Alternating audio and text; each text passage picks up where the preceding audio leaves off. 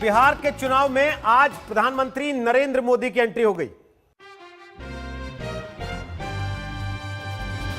NDA के चुनाव प्रचार में जान फूंकने आए पीएम मोदी बिहार के सीएम नीतीश कुमार के साथ मंच साझा कर रहे थे। दोनों की केमिस्ट्री इस चुनावी सफर में हमसफर वाली दिख रही थी। भाई और बहनों, बीते 1.5 दशकों में नीतीश जी की अगुवाई में बिहार ने कुशासन से सुशासन की तरफ कदम मजबूत गति से बढ़ाए हैं। 10 साल तक अहंकारी नेता ने राज किया कि नहीं किया? जरा एक तो सच्चाई का काम करके दिखाओ नीतीश बाबू। आज बिहार में ऐसी सरकार चल रही है कि जहां पर सुशासन का नामो निशान नहीं है। अपहरण ये यहां का उद्योग है। क्या हुआ बिहार को? सिवाय अपराधीकरण क्या हुआ है? अपराध अपराध अपराध। साथियों, पिछले 15 सालों में बिहार ने ये दिखाया भी है कि अगर सही सरकार हो तो विकास होता है और हर एक तक पहुंचता भी है। प्रधानमंत्री नरेंद्र मोदी का नीतीश पर बड़ा हमला, कहा नीतीश के डीएनए में गड़बड़ है। ये बड़ा हमला प्रधानमंत्री नरेंद्र मोदी ने सीधा नीतीश कुमार पर किया। कहा अगर मुझसे नफरत थी तो बंद कमरे में आकर मुझे चाटा मार लेते, गला घोंट देते। आपने एक व्यक्ति के प्रति गुस्से में आकर के पूरे बिहार की विकास यात्रा का गला घोंट दिया, गला घोंट। इसलिए नीतीश जी के नेतृत्व में एनडीए के सभी उम्मीदवारों को भारी मतों से जिताना है। अरे नीतीश बाबू, कुर्सियां तो आती है जाती है, लेकिन आप बिहार के भविष्य के साथ खिलवाड़ करना कृपा करके बंद कर दीजिए। बिहार के उज्जवल भविष्य के लिए फिर नीतीश जी की अगुवाई में सरकार बनाना जरूरी है। श्रीमान नीतीश कुमार, आप ही लोगों ने बिहार के नौजवानों को बाहरी बना दिया है, उनको बाहर रहने के लिए मजबूर कर दिया है। मां बाप से बेटों को अलग करने का आपने पाप किया है। नीतीश जी जैसा सहयोगी हो तो क्या कुछ संभव नहीं है। आतंकवादियों को छिपने के लिए अब लगता है बिहार उनको स्वर्ग भूमि लगने लगी है, क्योंकि बिहार सरकार की वोट बैंक की राजनीति आतंकवादियों के प्रति कठोर रवैया बरतने के लिए तैयार नहीं है। मोदी ने नीतीश के सुशासन की तारीफ की। नीतीश ने भी केंद्र के कामकाज पर वोट मांगा।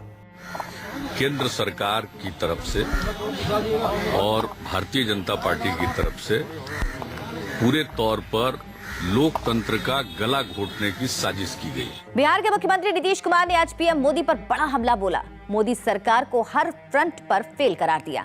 वो उनको जो मैंडेट मिला देश की सेवा करने का, वो उनके लिए बिल्कुल मायने नहीं रखती। वो तो मानकर चलते हैं कि देश तो उनके हाथ में आ गया, अब एक एक कर राज्यों पर कब्जा करो, ताकि उनको वो एब्सोल्यूट पावर चाहते हैं। खतरा बहुत बड़ा है, सिर्फ सांप्रदायिकता का नहीं, फांसीवाद का खतरा है। इसलिए सचेत हो जाइए। ये सिर्फ तानाशाही नहीं है, ये फासिज्म है। और वही बात है, जब फासिज्म में यकीन हो तो आदर्श हिटलर हो जाता है। बिहार के मुख्यमंत्री नीतीश कुमार तो मोदी के सबसे बड़े दुश्मन नजर आ रहे हैं। क्या नीतीश हमेशा से मोदी के दुश्मन नंबर 1 रहे हैं? बहती हवा सा था वो, बहती हवा सा था वो, गुजरात से आया था वो, गुजरात से आया था वो, काला धन लाने वाला था वो, कहां गया उसे ढूंढो। हमको देश की फिक्र सताती है, वो बस विदेश के दौरे लगाता। हमको बढ़ती महंगाई सताती, वो बस मन की बात सुनाता। हर वक्त अपनी सेल्फी खींचता था वो, दाऊद को लाने वाला था वो, कहां गया उसे ढूंढो। हम ये तो जानते थे ये महास्वार्थ बंधन जो बना है, इसमें 3 दल जुड़े हुए हैं। आरजेडी है, जेडीयू है और कांग्रेस है। लेकिन हमें इस बात का आश्चर्य हुआ कि नीतीश बाबू ने अपने पहले मुशायरे में भी ये 3 इडियट का गीत क्यों ले आए।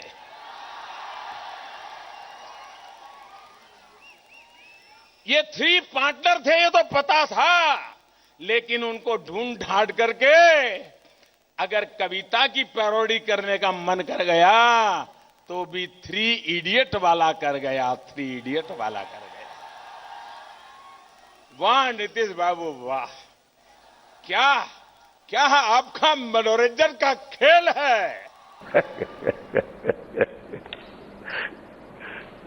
Thank you very much. और दोनों मिलकर के अब जनता को भ्रमित करने के लिए मैदान में आए हैं। ऐसे लोगों पे विश्वास कर सकते हैं? ऐसे लोगों पे विश्वास कर सकते हैं? सार्वजनिक जीवन में विश्वास एक सबसे बड़ी पूंजी होती है भाइयों। ये विश्वासघात कर